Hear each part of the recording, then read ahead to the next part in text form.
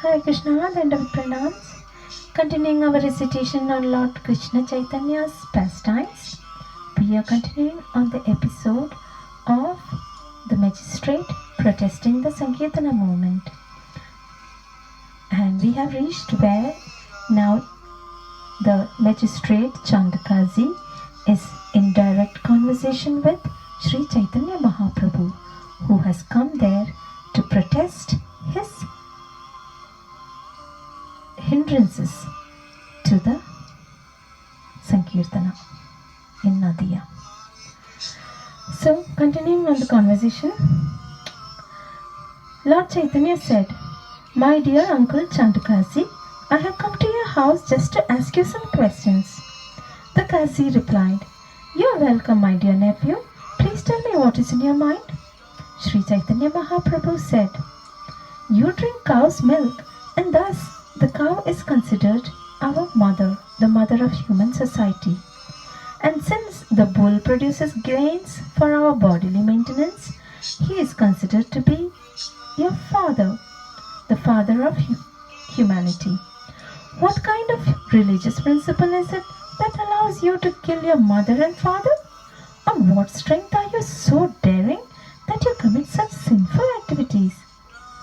Hearing this, the Kazi replied, Just as you have your scriptures, the Vedas, the Puranas, so we too have ours.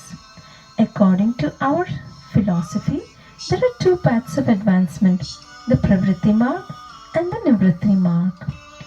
On the path of Nivritti Marg, which is decreasing the material attachment, the killing of animals is entirely prohibited.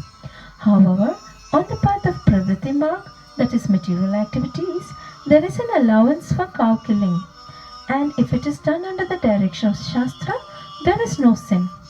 In your Vedic Shastra, there is also such an allowance, and therefore great sages used to perform sacrifices that involved killing a cow too.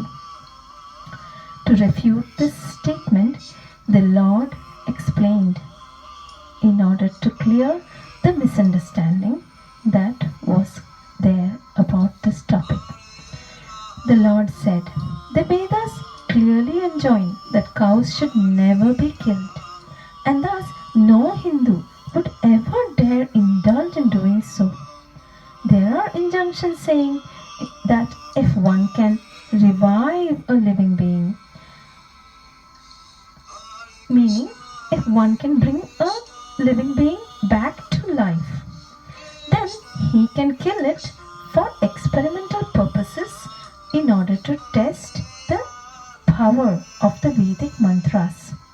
Therefore, in the past, great sages sometimes killed old animals, and then by chanting the Vedic mantras, they would bring them back to life. This rejuvenation of an animal was not actually killing, but it was beneficial. Formerly, the great Brahmanas could do this, but at present in Kali Yuga, the Brahmanas are not so powerful. Therefore, such sacrifices are forbidden. But now, since you cannot bring dead animals back to life, you are responsible for killing them, and thus you are on the path to hell without any hope of deliverance. Cow killers are condemned to rot and hellish life for as many thousands of years as there are hairs on the body of the slain animal, and this is as per the Vedic injunctions.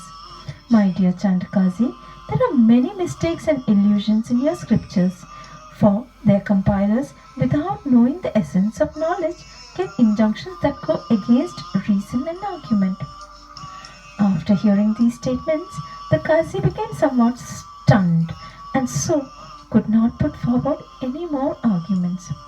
After due consideration, he admitted his defeat, and he replied as follows. "My dear Nimai Pandita, what you have said is entirely true.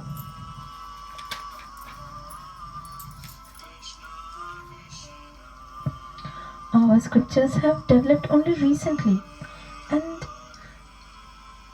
they certainly are not very philosophical. I know that our scriptures are full of imaginations, but however, I just accept them only for the sake of my community. It is a fact that the reasoning and arguments in the scriptures of the meat eaters are not very sound. After hearing this, Sri Chaitanya Mahaprabhu inquired, "My dear maternal uncle, I wish to ask you one thing. Please tell me the truth and do not try to cheat me with tricks. In your city, there is always a tumultuous uproar of music, singing and dancing because of the Sankirtana movement. As a magistrate, you have the right to oppose the performance of Sankirtana. But still, right now, you are not doing so. Why?" "I cannot understand the reason why." The Kazi replied, "Since everyone calls you Gaurahari, let me please address you by that name. Oh Gaurahari, if you come with me to a private place, I shall explain to you the reason." The Lord said, "All of these men are my confidential associates, and so you may speak frankly. There is no reason for you to be afraid of them." Then the Kazi explained, "After I had gone to a Hindu's house and broken a drum and forbidden the performance of Sankirtana, that night I had a frightening dream. I saw a greatly ferocious lion roaring very loudly and having a body like that of a human being. His head was of a lion and his body was of a human being." As a side note, I would like to tell you all that this is none but Lord Nrsimhadev, which the Chand Kazi was not aware of. The Kazi continued, "As I slept, the lion jumped onto my chest, laughing fiercely and gnashing his teeth. After placing his nails upon my chest, he said in a very grave voice, 'I shall immediately tear open your heart just as you broke the Mridanga drum. You have forbidden the congregational chanting of my holy name, and therefore I must destroy you.'" Chandkasi continued, "I was so afraid that I closed my eyes and my whole body trembled. Upon seeing me like this, the lion said, 'I have defeated you just to teach you a lesson. And so, this time I will be merciful unto you. Since you did not create a very great disturbance on that day, you just broke a mridanga, I will excuse you and not take your life. However, if you perform such activities again, I will not be tolerant, but I will kill you along with your entire family and all of the meat eaters." After saying this, the lion, that is Lord Nrsimhadev, left. But I remain very much afraid of him. Just see the marks that his nails have left on my chest. Saying this, the Chandakazi opened up his chest and showed Lord Chaitanya Mahaprabhu the marks, the nail marks of the lion that appeared in his dream. And when they saw the marks, all the people accepted the wonderful incident as true. The Kazi continued, "I did not speak about this incident to anyone. Then the very next day, one of my men came to see me and said, 'When I went to stop the congregational chanting under your orders, flames suddenly struck my face and burnt my beard. Just see the blisters on my cheeks.'" Kazi continued, "Indeed, all of my men gave the same report. And so I became even more fearful. Therefore, I ordered my men not to stop the Sankirtana movement anymore, but just remain at home for the time being." Then many of the others of my race approached me and complained, "If you do not stop the Sankirtana movement, there will be chanting throughout the city. As it is, there are constant vibrations of Hari Hari, and so we cannot hear anything other than this." One of them said, "The Hindus chant Krishna, Krishna, and while doing so, they smile, cry, dance, and sometimes fall to the ground and smear their body with dirt. While chanting Hari Hari, they make a tumultuous sound If the king hears of this, he will certainly punish you.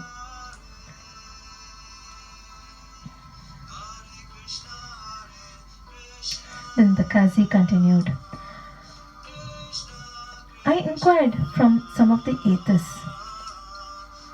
I asked them, I know that these Hindus by nature chant Hari Hari because that is the name of their god. However, why do you chant these names? So one of them replied, sometimes I joke with the Hindus.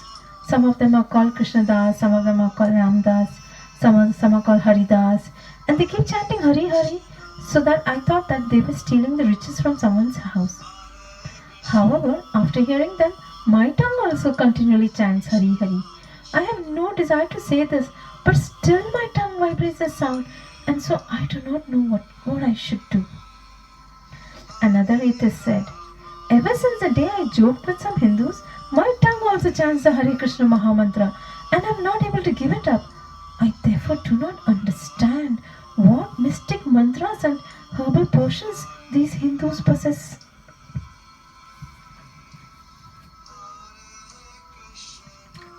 Then 5 or 7 atheistic Hindus came to me and complained, Nimai Pandita has broken the Hindu religious principles, for he has introduced the Sankirtana movement which is not described anywhere in the Shastra. Of course, sometimes when we stay up all night to worship Chandi Devi, they are constantly playing upon musical instruments along with chanting and dancing. And of course, that is allowed in our worship of Chandi Devi. But these people, they just do it all day long, all over the streets. Formerly, this Nimai Pandita was a very good boy, but after returning from Gaya, he has completely changed. Now all he does is loudly sing various songs while clapping, beating drums and playing kartals, causing a tumultuous sound that deafens our ears. We do not know what he eats that makes him become so mad, so that he sometimes dances, sometimes he sings, sometimes he laughs, sometimes he cries, sometimes he falls to the ground, and sometimes he jumps high into the air. In addition, he has made everyone else mad like him by always performing this Sankirtana, and thus we cannot get sleep at night. He has even given up his name Nimai and is now introducing himself as Gaurahari. By making the lower class people chant Hare Krishna Mahamantra, he has spoiled the Hindu religion. Indeed, he has introduced a system of irreligion among the non-believers. For this sinful activity, the entire city of Navadvipa will soon become deserted. According to Shastra, the name of God is the most powerful mantra. However, if everyone hears the chanting of the holy name, its potency becomes lost. Sir, my dear Chandakazi, you are the ruler of this town, and thus everyone is under your protection. Therefore, please call Nimai Pandita and make him leave Navadvipa at once. In this way, Chandakazi was explaining the various complaints that he received. Further conversation between Chandakazi and Sri Krishna Chaitanya Mahaprabhu we will continue in our next episode. Hare Krishna, Dandavat Pranams.